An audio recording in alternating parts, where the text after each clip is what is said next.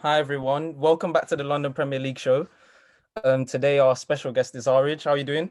No, I'm good. Thank you for having me. Thank you for having me. How are you guys? Yeah, we're all good.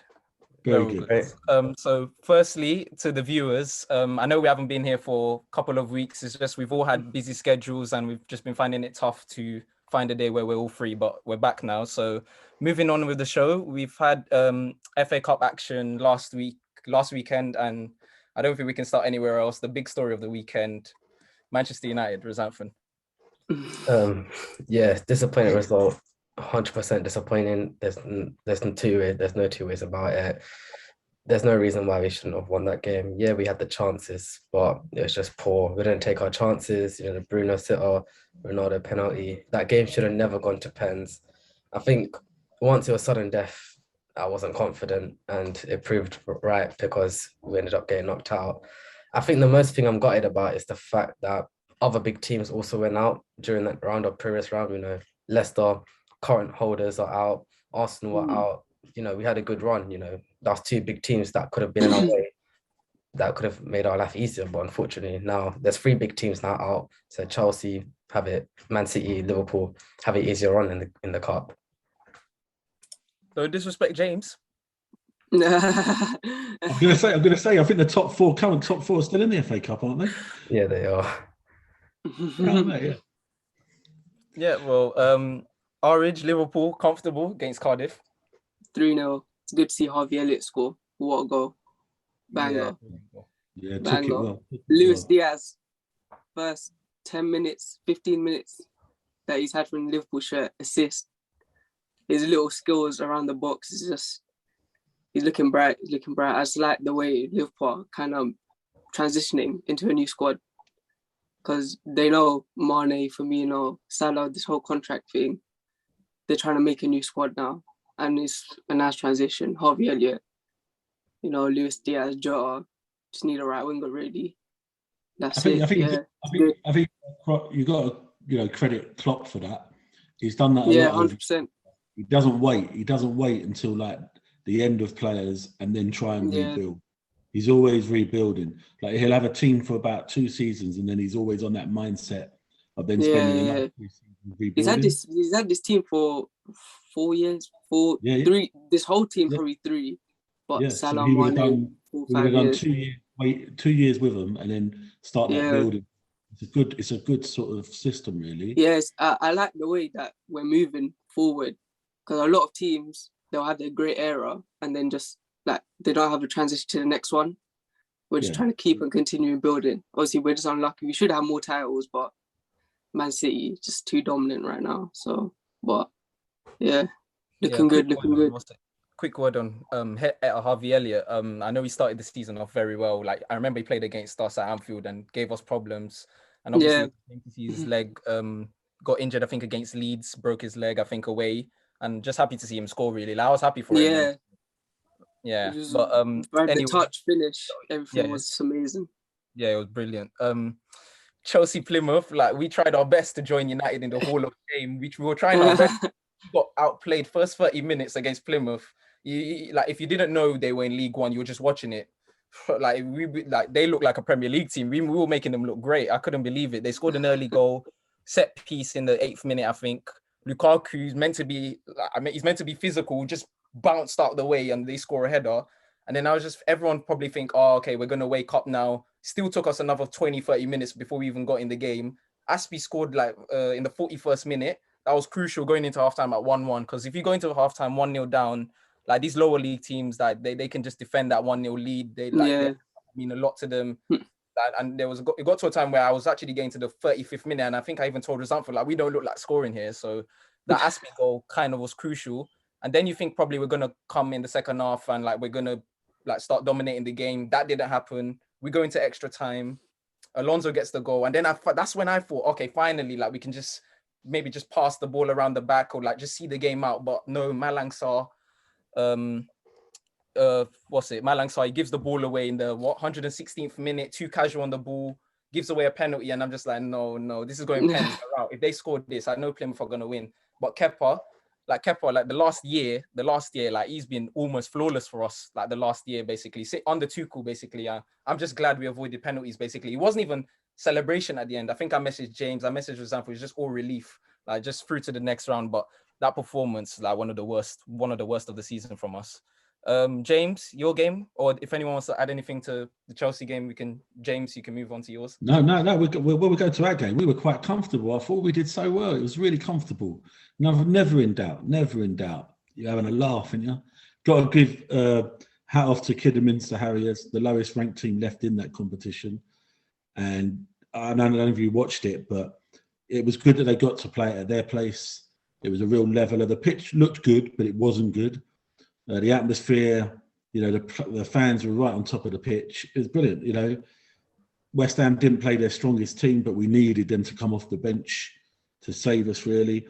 And it just shows, even though, they scored, Declan Rice comes off onto the bench, off the bench onto the game. Fornells, Soucek, all of them, they did well. Rice got the goal back right on injury time, took it to extra time. And then you feel sorry for them, I wouldn't have wanted a penalty shootout, but they probably deserved it at least. But then Jared Bowen came up with the winner right in the last second. So we'll take that. It's a win. It's a win to the next round. Southampton away. They've just confirmed the evenings that the FA Cup next rounds are on because they're on a midweek schedule, like a Tuesday, Wednesday, Thursday. So we're planning a Wednesday night, I believe, at Southampton on the 2nd of March. So we'll just look forward to that because whoever wins next, I think that's into the quarterfinal, and then anything can happen at a quarterfinal level. So let's hope they keep the what's that phrase that everyone says about cup competitions? Let's hope they keep the top four against each, like not putting them together. Yeah. Obviously, the top four are still in it, aren't they? Yeah, because I think Liverpool is still in it. Chelsea is still in it. Man City is still in it. And then top four. Liverpool, Man City, Chelsea have quite easy teams. Norwich, Liverpool. On the same night as the West Ham game, we play Luton away on the 2nd of March as well. So the top four do have favourable games. So the top four should be going through unless it's a big upset. But obviously, we'll ask for Sam from this question because obviously they're not in it anymore, Man United. Yeah. I know the answer will be here with Sam from But out of Chelsea, Liverpool, West Ham, who would you like to see win the FA Cup this season? Obviously, West Ham. I mean, that's just this. I don't want anyone to win it. I don't want Liverpool to win it. It's just, I think, definitely not Man City. Man City will be definitely at the bottom of my list, and then I'd say West Ham. Yeah, I'd agree. If West Ham can get through Southampton away, I think we've got a chance. It could be written for Mark Noble in his last season. That'll be a good farewell. That'll be the perfect farewell. Yeah. Yeah, got FA Cup win. Yeah, but now moving on the latest Premier League games, Rosanford, Burnley 1, United 1. Again, disappointing. I tell you, you should have done what great. It's not looking great. You should have done what Sion did when West Ham beat Chelsea. I don't know if he remembers it on the 4th of December. No. And then we didn't do a podcast for about 2 weeks after that. Let's not pretend. Rosanford had work, innit? I didn't bail myself out. He saved me. Yeah. But anyway, go on. Man United against just Burnley at the bottom, right? Just how I don't care. I'll come back to this. On paper, we're one of the best teams. I don't see no reason why we can't have a good enough management to sort out this team. We have one of the best players in the world, Cristiano Ronaldo. We have Bruno Fernandes, Marcus Rashford, Jadon Sancho, Paul Pogba.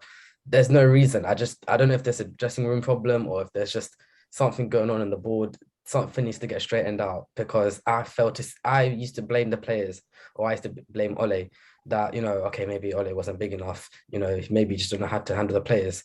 And then I would say back in 1920, we had Fred, McTominay, these one substandard players. But now there's no excuse. We have world-class players that can walk into the World 11. There's no reason why we're sitting 6th, 5th at this stage in time. We're mid-season. It's looking hopeless. We're in the Champions League. That's our only chance of winning a trophy. And I'm not optimistic at all. I think I told Sion would somehow probably beat Atletico, but then whoever comes in the quarters probably get knocked out. So I'm sounding like an Arsenal fan. I'm hoping for top 4 and treating it like it's a trophy. It's just that's what it's become right now. Quite sad, but you're 21 points off Man City. Yeah, 21 points. not great. Considering the start of the season, the signings Ronaldo, Sancho, it's just it don't make sense. They've just not played. Even Ronaldo, to a degree, yeah, he may have won you 1 or 2 games, but I don't know what's going on there. And you know that I was listening to another station the other day, and they were saying the same thing about they know the manager's only going to be there till the end of the season. Yeah, he might move upstairs, but if players don't like him and they've got a contract for 3 or 4 years, they can just not play as best as they want and wait till whoever comes in. You know, but it's going to be interesting who replaces the manager and how it works. But I think United have still got things to play for. You know, I think you're right. I think the Champions League, they might still... Yeah, when you have Ronaldo in Champions League, you never know what's going to happen. He's dug Man United out of a hole in Champions League games. So, against Atletico, I think Man United should go through. And then it's about after that. We'll see what... I don't think there's no team chemistry. Just nothing there. They're not consistent enough. Just pathetic. They put one good performance in every 2 or 3 games. Yeah. Burnley, 1 win this season. You can't even beat them. It's just yeah. Well, I love to see it. So me too. Yeah. Everyone at the top loves to see it. Well, I'm only enjoying it because doing bad. You get cooked on this show, man. You get fried. Yeah. I'm only enjoying it because West Ham are at the top at the moment. So, like, you know, normally. Perfect timing now, James. West Ham, Watford. Yeah, it was a difficult game, a difficult evening for a number of reasons. One in particular was they paid tribute to a young girl called Isla Cater who lost her life through cancer. So there was a lot of emotion flowing around. But West Ham in the game, I think they controlled it the first 10, 15 minutes and looked comfortable. But then somehow they sort of lost their momentum, and then Watford just picked it up a bit. They had a really good chance in the first half, Watford, with a header. Can't remember who it was, but he didn't get it. He didn't get it on target. And then West Ham came up with a lucky goal in the second half. Jared Bowen, first time he made a run through the middle, and he took a shot and he took a wicked deflection off of Sammy, I think it was. Wrong-footed Ben Foster, and then West Ham held on. Foster made a really good save not long afterwards from a Jared Bowen, a really classy save. And Ben Foster's been around quite a bit, and he can still play at the top level. But you can tell Roy Hodgson's done a lot for Watford. They looked a lot stronger at the back. They weren't conceding, considering we beat them. I think it was 4-1 not that long ago at Vicarage Road. But West Ham, it was one of them games where we were disappointed with how we played. But you take the points. When you're looking and pushing to finish 4th in the league, top 4, you've got to get the points however you can. So it's literally, final whistle goes, poor game, but 3 points back in top 4. Results went for us, as Southampton was saying. That same evening, Burnley drew with Man United, which helped us. So hopefully, I know there's a few games tonight that we need sort of some results. And a big result last night for Southampton against Tottenham helped us.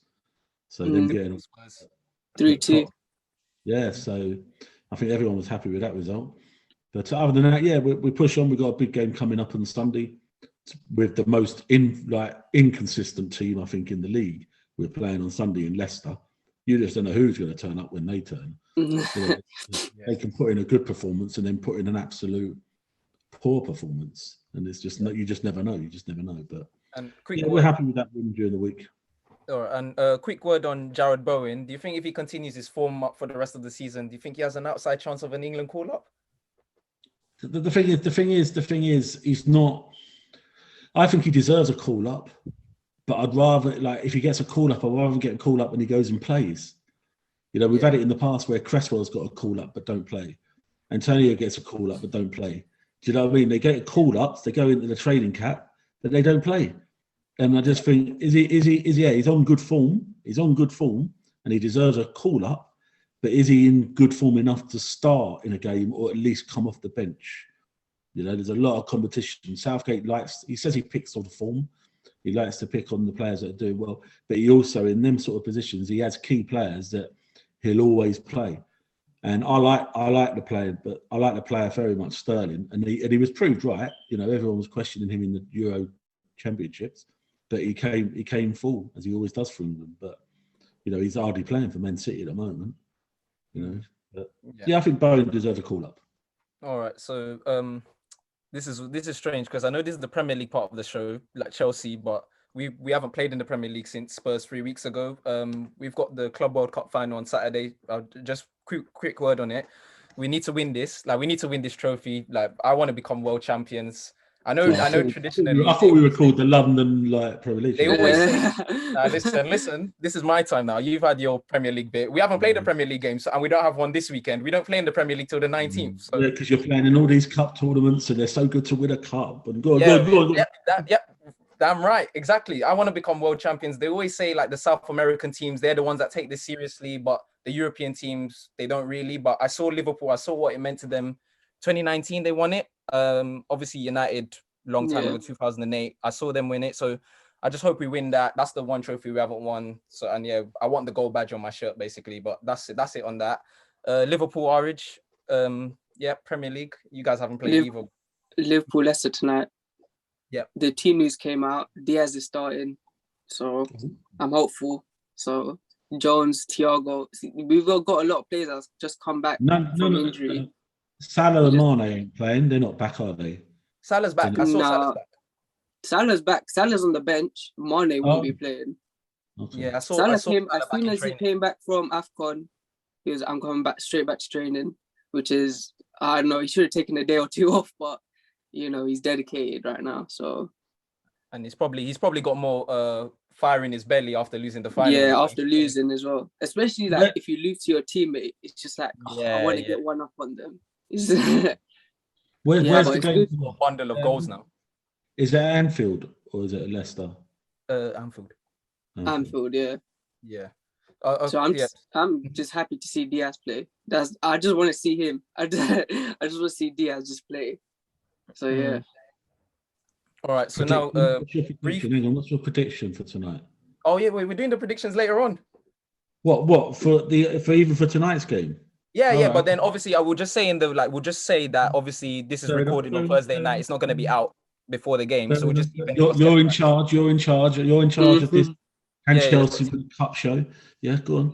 Yep. All right. So, just your brief thoughts on your club's January transfer windows. I'll start off with Origin. Like he's got the big signing, Luis Diaz. Hey, Luis Diaz. With Liverpool, it's like for 3 weeks we won't hear nothing, and then one day Luis Diaz. The next day he's on the Twitter. He's got the shirt. He's got everything. Liverpool always do this is with Jota. This is with Thiago. It's even Fabinho 2 years ago. Man United were heavily linked to him. One day, Liverpool are interested in him. Next day, he's in Liverpool shirt. So we get business done quickly. Fabio Carvalho from Fulham. I think we just missed the deadline on him. So yeah, I just want, this is a very good January. I didn't expect it at all. That's the thing, is that it just come out of nowhere. Luis Diaz, I'm like, finally, we made a signing. Hopefully the summer, you get another midfielder. It's got some more young players. Yeah, I want Jude Bellingham, but who doesn't want him? Yeah. So yeah, very good window for us. And Jude Bellingham, because obviously they didn't replace Wijnaldum last summer either, so he'll be perfect. Yeah, I could see him fitting into Klopp's system. I can fully see it. I can visualize it. And with this season, especially against Chelsea when it was 2-2, our midfield was wide open. I feel like every game, or the attackers do their thing, they might score 4 goals, but the midfield is so wide open. So we need another player because the injuries. Thiago, everyone knows, very injury prone. Oxlade-Chamberlain, he's not reliable. We have players that aren't reliable. So we need a player that can do a 38 game season or play 50 games in the season, Champions League, FA Cup. So yeah, but we're looking good right now. All right, Southampton United transfer window? Very dry. I can't remember any transfers being made. In terms of looking forward to the summer, we can't be really optimistic either. It's Man United. We'll be linked with every single player, but then when the championship comes, we don't sign no one, or the deals break down, personal terms can't be agreed. Realistically, I would love to see a defensive midfielder come in. Pogba's situation is still uncertain, so I think we should always, be prepared for that. We never know what could happen. obviously Ronaldo's still got a year left after the summer, but we just always look for a replacement there as well. And Cavani's also getting old. We need to have someone that's ready to come off the bench and be able to produce the magic that he does. But yeah, it's not really looking bright for us in terms of windows and transfers. James, West Ham? Poor is the word I think most West Ham fans would say. It's poor, considering we need another striker. I think we were at one stage sort of, looking around for different players. I know the lad from Benfica didn't come in the end. I think we were even after one of your lads, Araj Origi, whether that would have been, but it just never happened. We could have done with a centre back as well because of Bonner's out long term. But it just never happened. So I think West Ham fans were very surprised, like I was, that we didn't make any signings.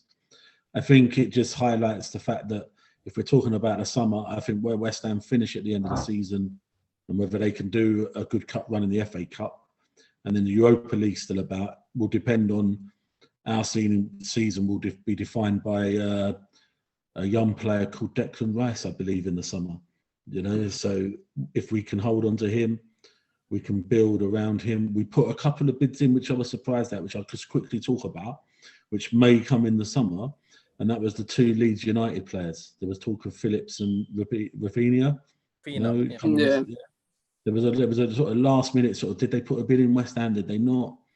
But you kind of sort of think to yourself, right, that's interesting. Is that something we can pursue in the summer, depending on where Leeds finish in the Premier League? And also, obviously, with Declan Rice staying, I don't see him going anywhere. But I just think West Ham, because they didn't buy anyone in January, will be forced to buy big in the summer. And we've got the guy from, he's an ex-Norwich City player, but you won't know that, boys, before your time. But he was the sort of businessman for Man City, Rob Newman. He's like, he came in, he's now with West Ham. A sort of chief scout, and deals with all the transfers and all that. So it'd be interesting to see what he does in the summer. But poor from West Ham in January. Right, so Chelsea, obviously I'll probably say 2-3 months ago, like long time ago now, but back probably start of November, like we were fully functioning, like everyone was fit and everything like that. The key for me is Chilwell. When Chilwell got injured, a lot of things went downhill from there in the Premier League. Right now it's probably our wing backs, obviously Reece James, been injured for a while since the Brighton game at the end of December. So it's the wing backs area where we've been at our weakest. I mean, I don't know. I've always said this. Alonso, I don't know how he's still here. I wanted him gone like 2019. I wanted him gone. We need a new left back now. I'm tired of like seeing Alonso get skinned by like Salah. We saw the game at Stamford Bridge. Salah, the whole right hand side of the pitch to himself for that goal. And so that's Alonso's position. I don't know where he was sucked in. I'm just tired of him. So we need, obviously, I know Chelsea fans, a lot of them were unhappy. We didn't get wing back. I know we were linked with Digne, ended up going to Everton, tried to call Emerson back. We got so desperate. We tried to pay Leon, I think it was 3 million for our own player back. So I don't even know, like with that. And then Leon, like they fully said no to us twice. And then we're like, oh, please, we'll give you this. They just slammed the door in our face. So yeah, so nightmare January for us. And we need strengthening in the summer, mainly like we need a DM because obviously Kante, we know he's been very injury prone for the last 2-3 seasons now. Jorginho is 30. So we need a defensive midfield in the summer. Obviously the contract situation with Rudiger, Christensen, Azpilicueta. I think Azpilicueta is going to Barcelona, I think.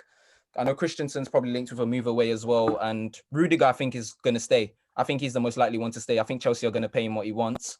But we still do need a centre-back if Christensen leaves, and then DM, and I think backup options for Chilwell and James when they're back. So yeah, that's my take on our transfer window now. But now, previewing the fixtures, Liverpool, Leicester tonight, Orange.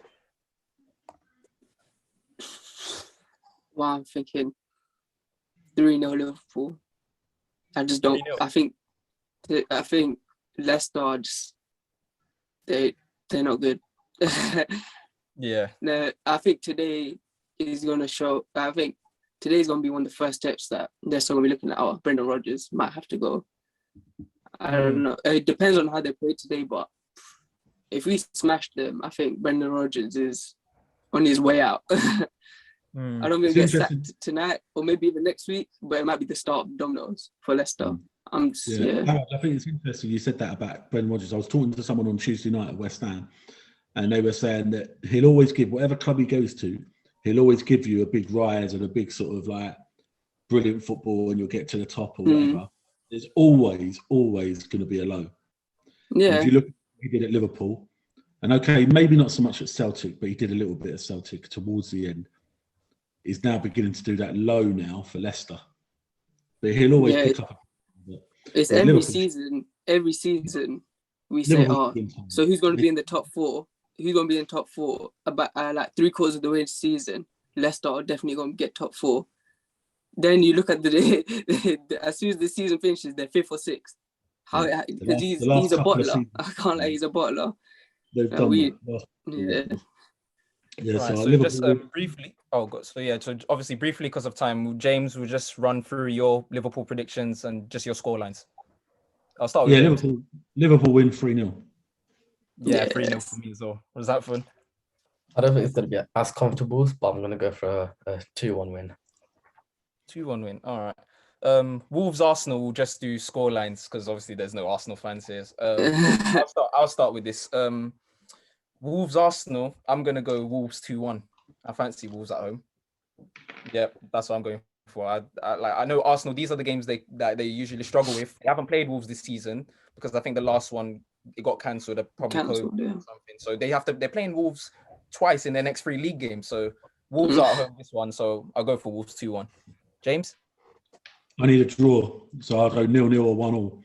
A draw, 1-1. That's a typical Wolves scoreline. Yeah, Arridge.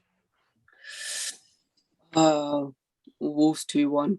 2-1. Same as Sion. Wolves in the last 5 games look good. So yeah, I agree. Was that fun? I think it's going to be 1-1, a stalemate. Going to be a very boring game. You know, Arsenal, they still have situations internally. Wolves, I know Jimenez is somewhat performing, but the attacking is not as great. So I'm going to go 1-1. All right, sticking with you, Rozanthan, Man United, Southampton, Saturday, I think early kickoff. Yeah, early kickoff, not a great one, not optimistic. I think realistically the score is going to be 1-1.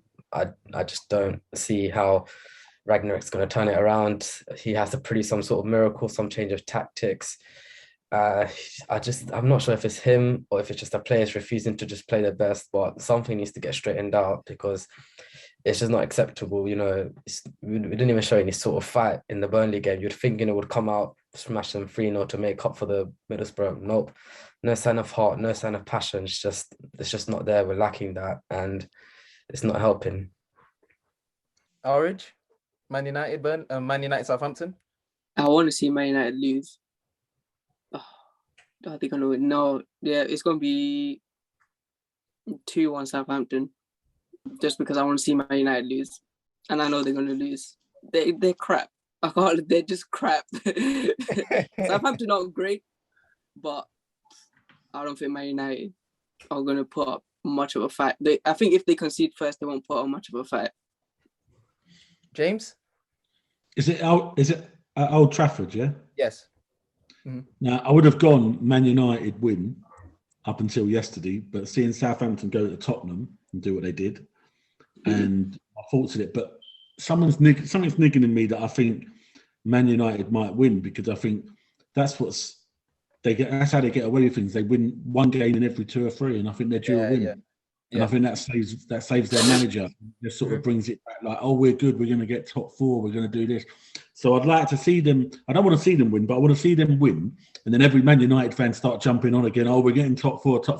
And then the reality strikes again when they lose the next game because that's what's going to happen. So I'll go for maybe a 3-1 win to Man United, which pains me because it puts us in a bit of trouble as West Ham. But I think they're going to win at the weekend, Man United. 3-1. Yeah, but, James, that's similar logic to James. Basically, I want to see United lose, but like surely the Rock's got to stop somewhere. So I'm gonna go a bit tighter. I'm gonna go 2-1 United.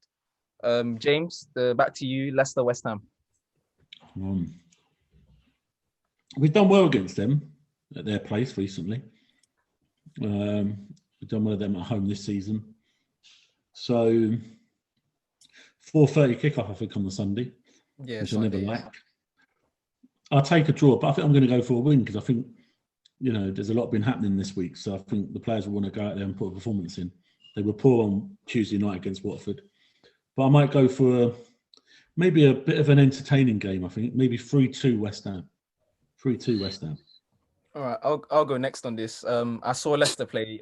Was in Nottingham Forest. Absolutely awful. Like battered. Battered. That was scary to me. Like from Leicester, they're looking all sorts of trouble. I'm gonna go West Ham 3-1, probably 3-1 as well. I'm going 3-1. Like Leicester absolutely atrocious against Nottingham Forest. So yeah, that's me. Orange. 2-0 West Ham. Ain't much really to say. Leicester just not good. Yeah, Leicester, they're finished. Like this is the end of like their cycle. They need either. Hang on. We could have a moment here. Hang on. Let's get Samson's prediction for this game. Yeah. Go on, Rizafin. Yeah. We've never. Come on. I think it's going to be a clean slate for West Ham. 2-0 clean sheet. Look at James. He's absolutely no. But Leicester, I'm telling you, they're at the end of that peak. I don't think it's ever happened. Into the West Ham win at last. People being honest. Sion. People being honest. I'm always honest. I think the first time you predicted West Ham to win. Listen, I'm always honest. I don't know what you're talking about. But Leicester, obviously Tielemans, I know his contract finishes at the end of next season. He's leaving. If I was Ndidi, well, there's no point. You don't sign a new contract. I think that where they peaked, like challenging for fourth, but not quite getting it. Obviously winning the FA Cup, Community Shield, and that.